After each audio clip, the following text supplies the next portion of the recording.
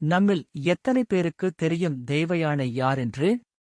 இவர் திருமுருகப் பெருமானின் இடது பக்கமுள்ள துணை தேவியராக இன்றும் வணங்கப்பட்டு வருகின்றார்.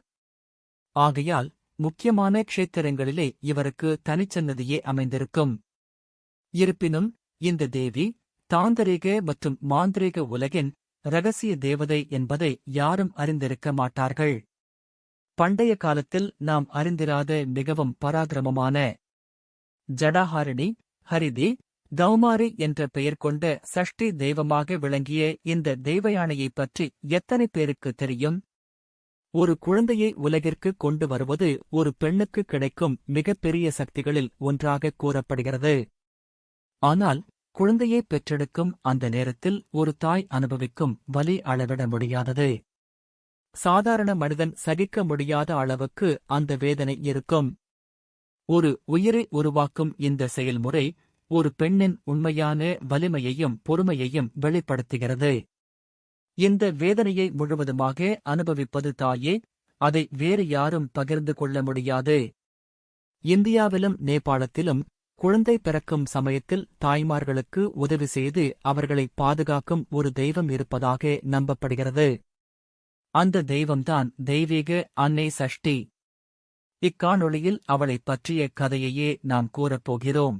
ஆயிரக்கணக்கான ஆண்டுகளுக்கு முன்பு ஒரு இளம்பெண் திருமணம் செய்து தனது கணவரின் வீட்டிற்கு வந்தாள். ஒரு நாள் அவள் வீட்டில் இருந்த உணவுகளை திருடி உண்டு அதற்கான பழியை வீட்டில் இருந்த பூனை மீது போட்டாள். எந்தத் தவறும் செய்யாத அந்த பூனை கடுமையாக தண்டிக்கப்பட்டது.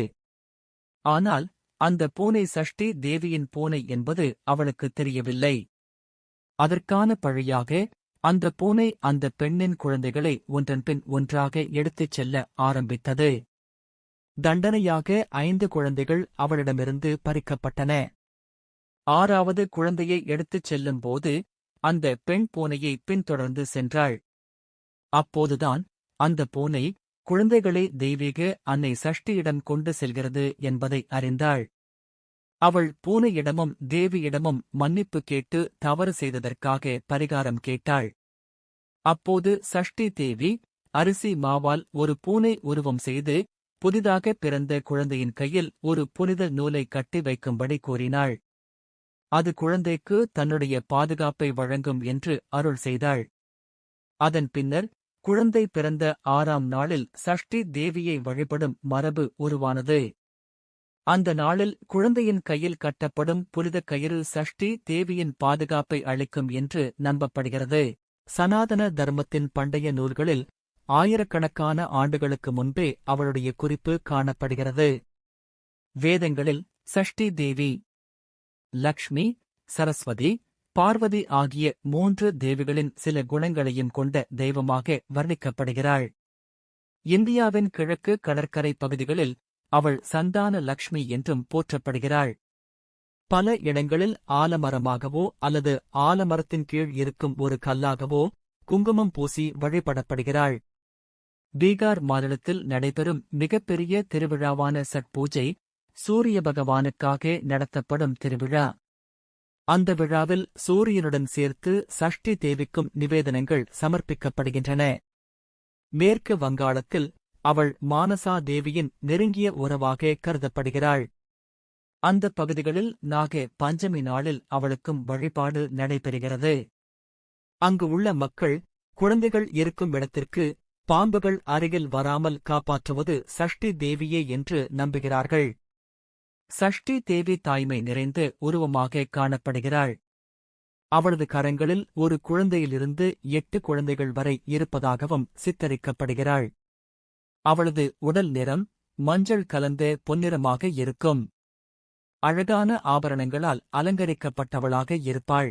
பண்டைய காலங்களில் அவள் முருகப்பெருமானைப் போல 6 முகங்களுடன் கூடிய வீரரூபத்தில் சித்தரிக்கப்பட்டதாகவும் கூறப்படுகிறது.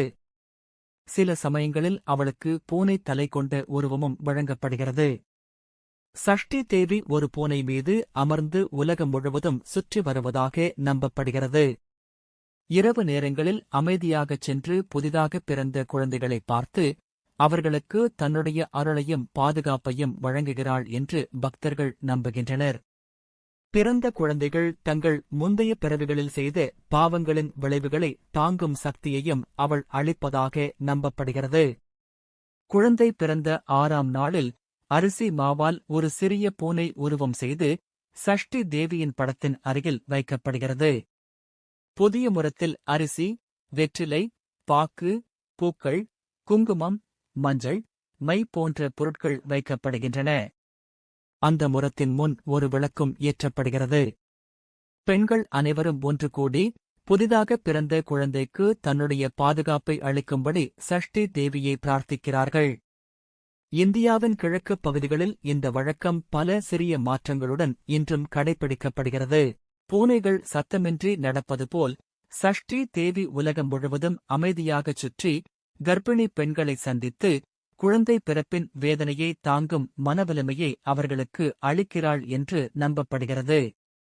நேபாளத்தில் மன அழுத்தம், துயரம், நினைவிழப்பு, குழப்பம் மற்றும் துரதிருஷ்டம் போன்றவற்றை நீக்கும் தெய்வமாகவும் அவள் போற்றப்படுகிறாள். இவ்வாறு குழந்தைகளையும் தாய்மார்களையும் காக்கும் அன்னையருள் நிறைந்த தெய்வமாக சஷ்டி தேவி விளங்குகின்றாள்.